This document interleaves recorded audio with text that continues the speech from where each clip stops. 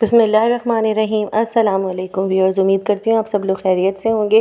तो आज देने जा रही हूँ मैं भिंडी गोश्त की रेसिपी जो शोरबे वाला बनता है, सौंधा सौंधा, बहुत ही मज़ेदार। रमज़ानों में आप बनाइए, बहुत टेस्टी होता है ये। तो इसके लिए मैंने ली है 2 अदद प्याज, जो मैंने 1 सर्विंग स्पून ऑयल में डाली है। प्याज को फ्राई कर लेना है।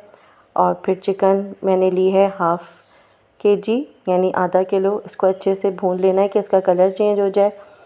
2 टेबलस्पून मैंने अदरक लहसुन के डाले हैं। सॉल्ट मैंने लिया है half teaspoon, red chilli powder half teaspoon, और धनिया पिसा हुआ मैंने लिया है 2 टीस्पून्स, और हल्दी मैंने लिए हैं हाफ़ टी स्पून। तो इन सारे मसालों को बहुत अच्छे से भून लेना है। बहुत ही इजी रेसिपी है ये। चिकन को और मसालों को अच्छे से फ्राई करना है। रमज़ानुल मुबारक के हवाले से ये बहुत ही मज़ेदार सा सालन रेडी होगा। अब मैं इसमें डालूँगी 1 कप पानी का, ताकि हल्का सा ये इसकी प्याज और मसाला आपस में घुल मिल जाएं, और मीडियम आंच पर मैं पकाऊंगी। तो ये जब तक पके, भिंडियाँ मैंने फ्राई करनी है। तवे पे मैंने डाल लिया है थोड़ा सा ऑयल, 1 टेबलस्पून। भिंडियों को मैंने इस तरह से काट लिया है। साबुत भिंडियाँ लिए हैं, सिर्फ इसका तेल और हेड को मैंने रिमूव किया है। हरी मिर्चें ली हैं, हरी मिर्चों में मैंने कट्स लगा लिए हैं। अब इनको अच्छे से फ्राई कर लेना है। तो व्यूअर्स, बहुत ही मज़ेदार सी खुशबू आ रही है भिंडियों की फ्राई होने की।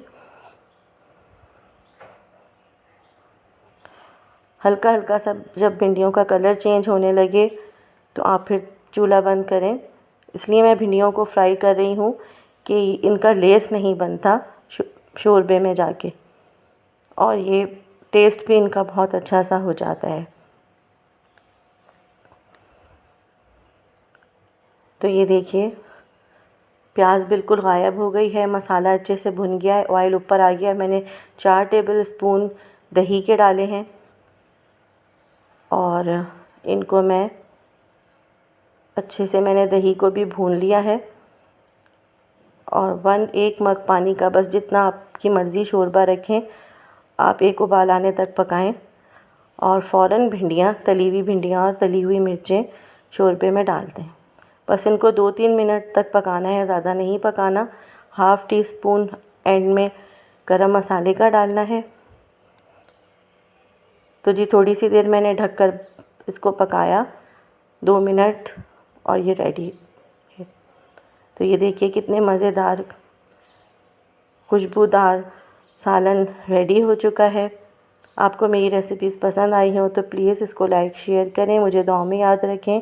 अल्लाह हाफ़िज़।